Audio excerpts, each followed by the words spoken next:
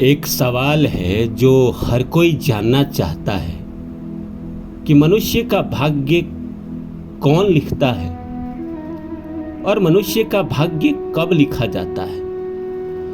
हर आदमी के अंदर ये जिज्ञासा होती है कि वो अपने भाग्य के बारे में जाने, क्योंकि भाग्य शब्द ऐसा प्रचलित शब्द है और हम सदियों से सुनते चले आ रहे हैं कि अगर भाग्य अच्छा है तो इंसान अगर मिट्टी छूता है तो सोना बन जाता है।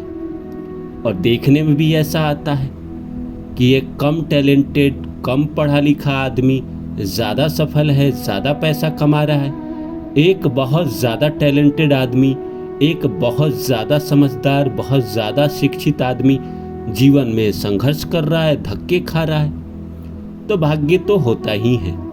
इस दुनिया में कोई सोने का चम्मच लेकर पैदा हो रहा है तो कोई ऐसे घर में पैदा हो रहा है जिसको खाने के लिए कोई चीज़ उपलब्ध नहीं है। तो भाग्य तो होता ही है। हर आदमी सोचता है कि उसका भाग्य अच्छा हो, भाग्य जो हो मेरा बहुत अच्छा हो, मैं जहाँ जाऊँ उससे पहले मेरा भाग्य चला जाए। अब सोचिए ज़रा कि अगर आप मान लीजिए किसी इंटरव्यू में जा रहे हैं और इंटरव्यू देने से पहले आपका भाग्य वहाँ मौजूद रहे तो आप जब पहुँचेंगे तो इंटरव्यू लेने वालों की मत्ती हर जाएगी। वो आपसे वही सवाल पूछेंगे जो आपको आता है। वहीं अगर भाग्य अच्छा नहीं है तो इंटरव्यू लेने वाले वही सवाल पूछेंगे जिसको ना आपने कभी पढ़ा है, ना कभी आप जानते हैं, ना उसका आप सही से जवाब दे पाएंगे। भाग्य तो सब कुछ होता ही है, इसीलिए लोग सोचते हैं कि भाग्य अच्छा हो मेरा। लेकिन ये भी उनके अंदर एक खोज रहती है कि भाग्य को लिखता कौन है और भाग्य लिखा कब जाता है। क्या हमारे शास्त्र में जो लिखा हुआ है कि ब्रह्मा जी भाग्य को लिखते हैं, क्या ये सच है या फिर ये एक मिथ्य है?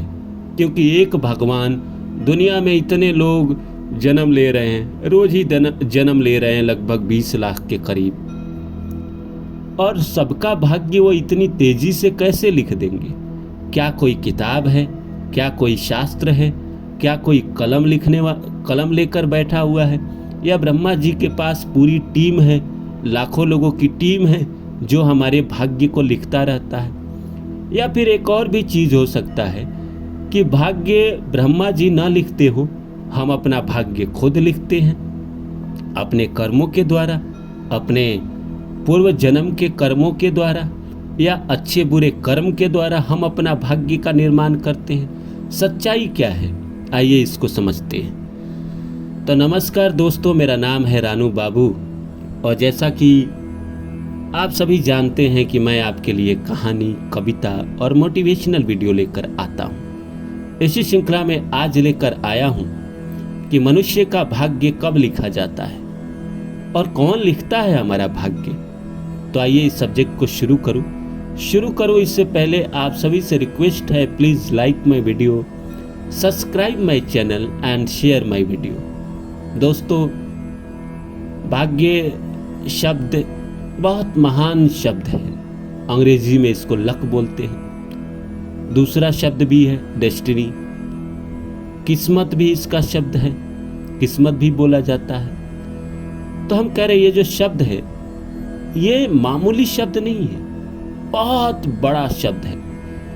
इतना बड़ा शब्द कि इसका एक्सप्लेन कोई नहीं कर सकता है। इस शब्द को कोई दुनिया का आदमी एक्सप्लेन नहीं कर सकता है, क्योंकि इसमें इतनी ताकत है कि अगर ये आपके साथ चले ना तो दुनिया में आप क्या नहीं पा सकते। दुनिया में जो लोग चांद तक पहुँचे, सितारों तक पहुँचे, देश के प्रधानमंत्री बने, दुनिया के राष्ट्रपति बने, जो लोग जिंदगी में हर सुख को पाए हैं, जिसके लिए एक आम आदमी, एक गरीब आदमी तरसता है, वैसे सुख पाने वाले का भाग्य कैसा है? अगर उससे भी बेहतरीन भाग्य हो, अशोक सम्राट सिकंदर से भी बेहतरीन भाग्य हो, तो इंसान क्या न क्या कर दे। तो बात यह है कि भाग्य लिखता कौन है? भाग्य तो दोस्तों आप खुद लिखते हैं, खुद लिखते हैं दोस्तों। कोई ब्रह्मा जी आपका भाग्य नहीं लिखते हैं। आप अपने कर्मों के द्वारा ही अपने भाग्य का निर्माण करते हैं। इस जन्म में जो आपने कर्म किया है, ये अगले जन्म का आपका भाग्य है। इस जन्म में और अगले जन्म में जो आपने संचित कर्मा इकट्ठा किया है, उसके बाद का भाग्य बनेगा। इस जन्म में, उस जन्म में, उसके आगे वाले जन्म में जितने आपने पुण्य कर्म किए हैं, उसके बाद वाले भाग्य बनेंगे जन्म के। तो कई जन्म से इंसान जो कर्म करके, अच्छे कर्म करके इकट्ठा करता जाता है, उस इंसान का जन्म दर जन्म और मजबूत भाग्य होता है। वहीं जो इंसान जिंदगी में लोगों को सताता है, लोगों को रुलाता है, लोगों के पैसे हड़पते हैं, उनका जन्म दर जन्म भाग्य कमजोर होता जाता है। इस संसार में जो लोग सड़क पे सोते हैं, मांग के खाते हैं, उनके भी तो अपने कर्म हैं। अगर ईश्वर ने भाग्य लिखा है तो उनका भाग्य ईश्वर ऐसा क्यों लिखेंगे? किसी का भी भाग्य इंसान का भगवान ऐसा क्यों लिखेंगे कि वो दुख पाए? भगवान इस सृष्टि के जन्मदाता हैं, हमारे पिता हैं, आप सभी के पिता हैं। वो क्यों चाहेंगे कि आप कष्ट भोगे? भगवान कुछ नहीं करते। भगवान दुनिया को बनाते हैं, दुनिया को चलाते हैं, लेकिन एक नियम कानून है। आप इस नियम कानून से बाहर जाएंगे तो आपको दंडित किया जाएगा। आप अगर कर्म अच्छे कर रहे हैं, अपना पुण्य कर रहे हैं, तो इकट्ठा होता चला जाएगा, इकट्ठा होता चला जाएगा। और किसी जन्म में ये पुण्य जब आपका खुलेगा तो वहीं आप बिल गेट्स बन जाते हैं, एलोन मस्क बन जाते हैं। जैसे मैं आपको बता देता हूँ, एक साधारण आदमी को जन्म लेने में समय नहीं लगता है। यहाँ इनकी मृत्यु हुई, दूसरे जन्म में आप तुरंत प्रवेश कर गए। आपको इस जन्म के जो संचित कर्मा है, आपके जो आत्मा है, जिसको हम आत्मा कहते हैं, उसको पता रहता है। उस आधार पे आपके कर्म खुलते जाते हैं, आप भोगते जाते हैं।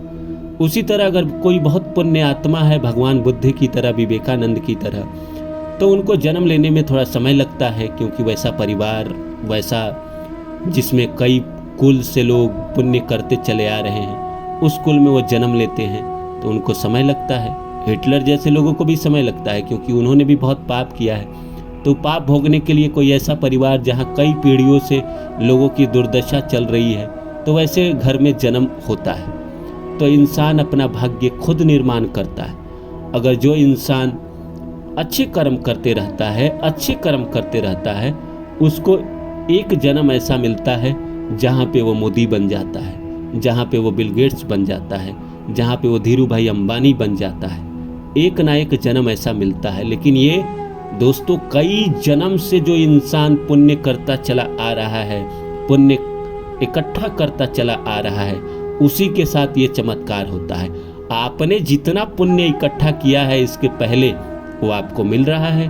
अगर आपको 20,000 सैलरी मिल रही है, कोई दोषी नहीं है। आपने इससे पहले के जन्म में इतना ही पुण्य किया था, इसलिए इतना मिल रहा है। इस जन्म में करेंगे तो अगले जन्म में आपको ज़्यादा मिलेगा।